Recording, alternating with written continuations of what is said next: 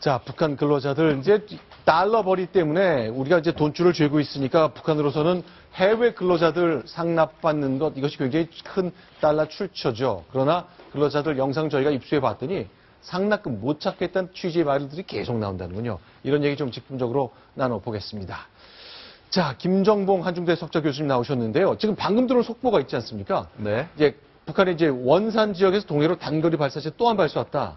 역시 한미일 정상회담 이런 거하고 좀 연결이 된 겁니까? 왜 이 시점에 또 쐈을까요? 네. 맞는 것 같습니다. 네. 한미일 정상회담, 특히 미국에서 벌어지고 있는 해관보 정상회의를 겨냥을 해서 네. 북한이 이제 무력 실력 를 과시하고 있는 것 같은데 네. 사거리가 한 200km 된다고 하니까 네. 지금 현재 보면은 가장 가능성이 있는 것이 300mm 방사포가 아니겠나 생각이 됩니다. 네. 자, 이제 네. 특히 또 최근에 북한이 그 신형 방사포라는 걸 네. 가져왔죠. 그걸 통해서 청와대를 공격하겠다 이렇게 위협을 했기 때문에 네. 그런 위협을 실질적으로 구현할 수 있다. 그런 네. 우리가 연습을 했다. 이런 걸 보여주려는 의도 같습니다. 자, 5월 달이면요. 북한이 7차 당대회, 30몇 년 만에, 36년 만인가요? 다시 연다는 게 중요한 행사인데, 이거 앞두고 돈이 필요하니까 탈탈 긁어 모으는 모양입니다. 자, 어저께 말레이시아에서 입수한 영상 저희가 소개해드렸는데, 오늘 새로운 영상 하나 더 공개하겠습니다. 러시아 지역에서 일하는 사람들 얘기인데, 한번 음성을 들어보겠습니다. 북한에서 인력회사가 있거든요. 그 회사가 북한 노동자들을 러시아로 파견했는데 돈을 많이 긁어 모으고 있습니다. 그 장면 단독 입선 영상으로 보겠습니다. 사람의 충분히 입증을 안 맞추는 줄 알아요. 맞습니다. 다른 소리 하지 말고 내가 누구죠? 내 대표는 몇천 건 들어서 몇천 건 들렸다. 몇천 건 인정사정위에서 다 들어줬는데 끝났다. 내가 죄송한데 수사해야지 말고. 이거 빨랑 좀 먹는 거지. 감사는 뭐 수사하거든. 내가 사고 잡았어요. 네, 신석호 사 저거 어떤 장면인지 좀 소개를 해주세요. 예, 북한이 달러벌이를 지금 열심히 하고 있는데 그래서 해외로 인력을 파견하지 않습니까? 네. 러시아에는 그 벌목공들이 많이 가 있습니다. 중국과 네. 러시아에 제일 많이 가 있고요. 그런데 상당히 인권 유린을 하고 노동 착취를 하고 있는 현실이 국제사회에 지금 고발 대상이 되고 있습니다. 네. 그래서 그 노동자들을 고열을 쥐어 짜서 돈을 더 벌어라, 그거를 당에 더 바쳐라 이렇게 강요하는 그런 장면이 카메라에 잡혔습니다.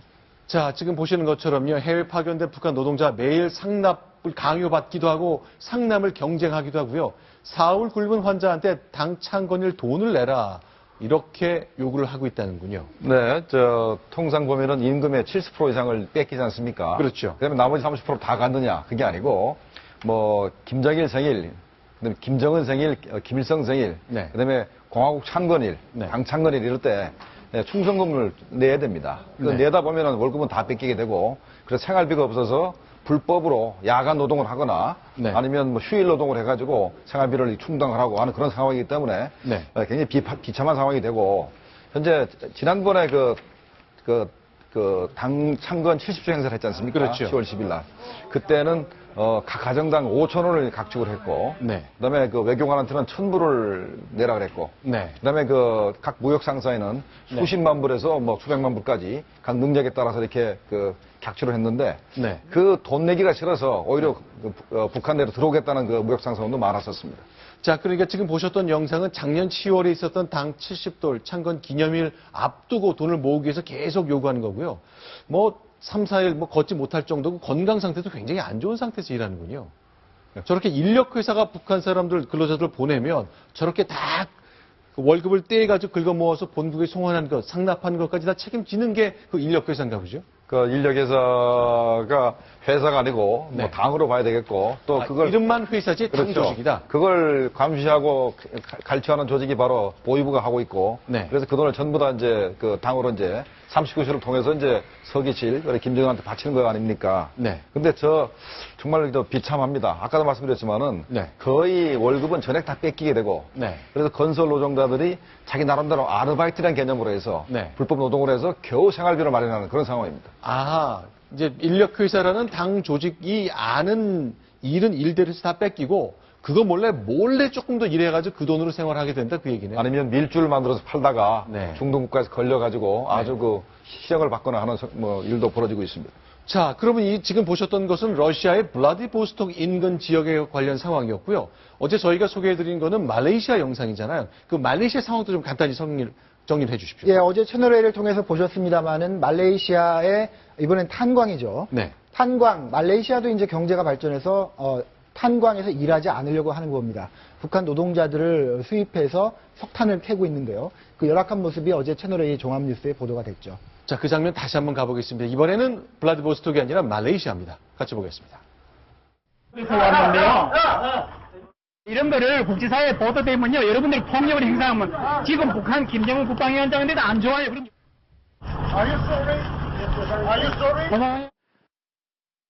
자, 그러니까 외국 기자가 촬영하다 카메라를 뺏기니까 이거 다 보이는데 김정은한테 안 좋다 그러니까 다시 카메라를 돌려주네요. 네. 카메라를 돌려주면서 I am sorry 하는 거로 저희가 들렸는데 사실은 Are you sorry? 너 잘못했지? 이렇게 했다는 거죠. 그러니까 네. 카메라를 돌려주면서도 네가 잘못했다라고 지적을 하는 그런 좀 뻔뻔스러운 모습이 보이고 있습니다. 자, 그럼 저런 장면들 네. 저거요. 자, 지금 다시 한번 영상을 봤으면 좋겠습니다만 이렇게 여러분들이 일하는 것, 이렇게 외국인 기자들한테 이런 모습을 보이는 것 당신들은 이해 잘 못하겠지만 이것이 국제사회에 알려지면 너희들의 김정은에게 불리하다. 그러니까 금방 주네요. 그게 이제 자연스러운 거죠, 북한식으로는. 그렇죠. 최고 존엄한테 해가 간다면은 뭐 당장 놀래가지고 네. 이렇게 저런 반응을 보일 수 있는 겁니다. 네. 자, 그러면 저렇게 모이는 돈 뭐 1억 불 이상, 몇 억 불 된다고 추산만 할 수 있을 것 같은데 역시 5월 달에 열리는 당대회 앞두고 지금도 봉급 송금을 굉장히 많이 한다고 독려해야 된다고 봐야 되겠네요. 맞습니다. 예를 들면 옛날에 2.16 그러니까 김정일 생일 때는 216만 불, 네. 4.15 그러니까 김일성 생일 때는 415만 불 이런 식으로 정해가지고 돈을 이제 객출했기 때문에 아, 생일 날짜에 맞춰서 액수를 맞죠. 잡는군요. 예. 아니면 산삼을 216불이 아니면 415불이 이렇게 내라고 이렇게 하기도 했었습니다만은 저게 분명히 이번에 7차 당대이기 때문에 또 7자에다 맞춰가지고 막 네. 돈을 또 객출하고 있을 겁니다. 아, 그렇게 날짜를 맞춘다.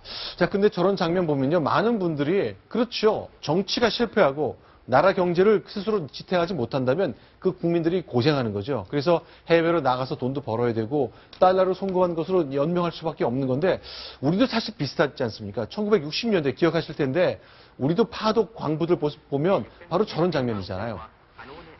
동렬 비교는 어렵다고 할 수 있겠습니다만, 어쨌건 나라 경제가 어려워서 괴롭게 힘들게 돈을 벌어야 되는 건 똑같습니다만 그것을 바라보는 그 위정자들의 태도만큼 크게 차이가 있는 거죠. 다르죠. 우리 박정희 대통령은 네. 우리 파독 광부들의 월급을 미리 땡겨서 네. 독일 정부로부터 네. 차관을 받아서 그 돈으로 경제 발전을 했고 네. 김정은이는 해외 노동자들의 임금을 갈취를 해가지고 네. 그 돈으로 전시적 행사를 하고 네. 또 지난번에 무기를 개발을 하고 하는 걸 우리 봤지 않습니까? 지난번 당창근 7주 행사 때도 그렇게 많은 무기를 전시하면서 네. 우리가 그 돈 가지고 이렇게 무기를 만들어서 강성 국가를 만들었다는 전시성 사업에다 돈을 썼기 때문에 네. 질적 차이가 있는 것입니다. 자, 그럼 김정은이요. 이처럼 경제가 어려울 때 자기를 희생해가면서 나라를 위해, 국가를 위해 달러를 버는 외국에 나가 있는 북한 근로자들 방문해서 위로할 가능성은 없다고 봐야죠. 전제 김정은이가 해외에 나가게 되면은 혹시나 국제 형사재판소에 자기가 제소돼가지고 북한 인권 문제 때문에 제소돼가지고 혹시 법정이 쓸까봐 이제 두려워하는 상태이기 때문에 네. 그렇게 함부로 나가서 움직이지 못할 것 같고요. 그다음에 김정은이가 자기 고모부도 막 죽이는 사람이 해외 노동자가 고생하는 데 대해서 눈물을 흘리거나 할 가능성은 거의 없다고 봐야 되겠습니다. 알겠습니다. 자, 이렇게 이제 차이가 나는 결국 정치 지도자가 자기 조국의 미래를 어떻게 그리느냐 그거에 따라 방향은 정말 달라질 수 있지 않습니까? 자, 김정은의 좋은 선택이 있어야 될 것 같은데 그러나 김정은은 어머니 묘역 성역화에 좀 열을 내는 것 같군요. 지금 지도 한 장 준비했습니다. 자, 평양이 보이고요. 자, 고영희 어머니 그러니까 김정은의 생모인데요. 제일교표 고영희의 묘역 얘기가 나오고 있군요. 어떤 변화가 있는 거죠? 네, 고영희가 죽은 거는 2004년도 5월 달에 프랑스 파리에서 죽었습니다. 네. 그때 북한 당국에서 IL-62를 보내가지고 네. 고영희 시체를 가져가려 했으나 네. IL-62가 워낙 낡아가지고 네. 프랑스에서 그 비행기에 착륙을 허가하지 않아서 우리 정부가 도와줬습니다. 그래서 잠깐만요. 네. 이제 2004년이니까 노무현 정부 당시인데 네, 예. 김정은의 생모 고영희가 파리에서 돌아갔고 네. 그 시신을 갖기 위해서 북한 비행기를 파리를 보냈는데 착륙 허가를 프랑스가 안 안 했죠. 해줬죠. 네. 프랑스의 그 안전 규정에 맞지 않기 때문에 네. 착륙 허가를 안 해줘가지고 네. 우리 정부가 네. 그래도 시체 가지고 오는 거니까 네. 착륙 허가를 해주라 해서 노력을 해서 겨우 이제 시체를 가져갔고 그 네. 시체를 가져가서 저희다 묻었습니다. 네. 당시에 묻었는데 그 이후에 2012년까지 거기를 성역화해서 네. 대규모 공사를 했습니다. 네. 공사를 해서 현재 성역화가 완성돼서 현재 일반인들한테 이제 공개하고 있는 상태입니다. 고영희라면 이제 제일교포 무용수죠. 그렇습니다. 네. 김정일의 세 번째 부인이죠. 네. 아주 쉽게 좀 말하면 첩입니다. 첩. 네. 그 첩의 배에서 태어난 아들이 바로 김정은, 김정철 형제죠. 네. 그래서 북한 김정은 체제의 가장 그 어떤 취약한 점 중에 하나입니다. 네. 그 태생이 비천한 거죠. 네. 예, 그걸 위해서 그 문제를 기준으로 보면 그런 거죠. 그렇습니다. 그 문제가 정통성에 지장을 주기 때문에 이 문제를 어떻게 해결할 것인지 저희 북한 연구자들이 열심히 봤는데 네. 김정은식으로 네. 노골적으로 네. 그냥 공개한 거죠.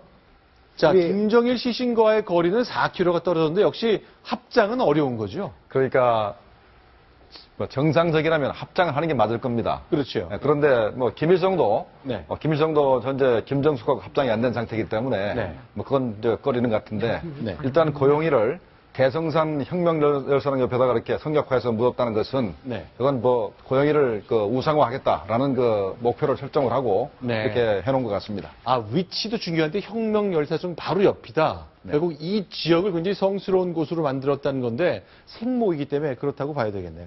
그렇죠. 생모라서 그런데요. 네. 실제로 현재 북한의 고위 간부들 중에서 일부는 네. 고영이가 네. 제일교포 출신이고 또 만수대 예술단 출신이기 때문에 네.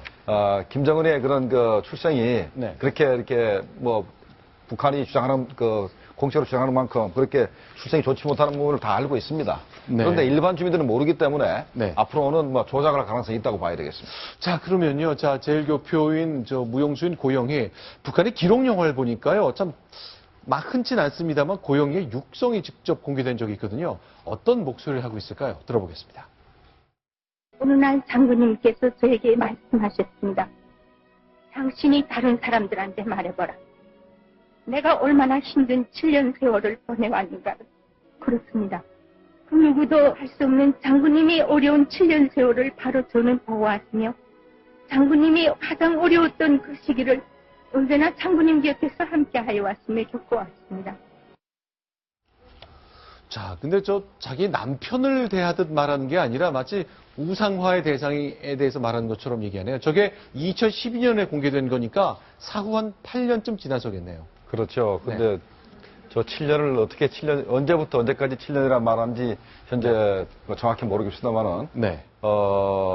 아마 고난행군 때부터 해서, 네. 자기가 죽기 전쯤에서, 네.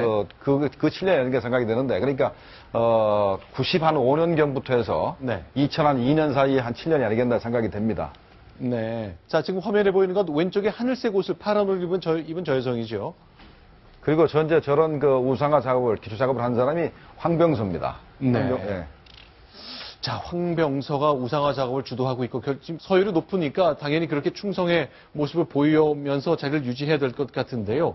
자, 이런 묘역 나와 있고, 자, 어떨까요? 자, 이런 모습인데, 자, 신석호 차장. 네. 이 강철원 대표 얘기를 들어보니까 역시 북한 내부에서는 뭐 이런 일까지 있을 정도로 조심조심 해야 되는 거겠네요. 네, 최용해가 잠시 사라졌다 나왔죠. 네. 혁명화 교육을 받고 왔다고 이제 우리 정부가 확인했는데 네. 그 이유에 대해서 여러 가지 설들이 나오는 겁니다. 뭐 네. 아들이 남한 드라마를 봤기 때문에 그렇다는 얘기도 있었고요. 네. 이번에 나온 얘기는 또 딸이 잘못을 해서 질책을 받고 들어갔다. 뭐 이런 네. 얘기가 이제 RFA에 나왔는데 좀 더 사실 여부는 확인을 해봐야 되겠죠. 제가 저 부분에 대해서 드릴 말씀이 있는데, 네. 큰딸, 작은딸이 없고 딸은 하나밖에 없습니다. 네. 그 다음에, 현재 강철환 씨가 하는 얘기는, 네. 북한 내부에 있는 카드라 통신을 듣고, 네. 이렇게 얘기하는 건데, 신빙성이 조금 떨어집니다. 아, 그렇군요. 자, 큰 딸, 작은 딸. 결국 이제 딸이 여럿 있는 그 숫자에 대해서도 북한 내에서는 얘기가 좀 다르게 나오는 거. 그 다음에, 네. 최영혜가 숙청된 거는 저는 딸 문제도 또 아들 문제도 아니고, 네. 백두산 청년용궁발전소를 만들었는데, 네. 거기에 그 도수투론이 무너져가지고, 네. 발전소가 전혀 좀 쓸모가 없습니다. 아, 전혀 쓸 수가 없기 때문에 네. 발전이 전혀 안 되죠.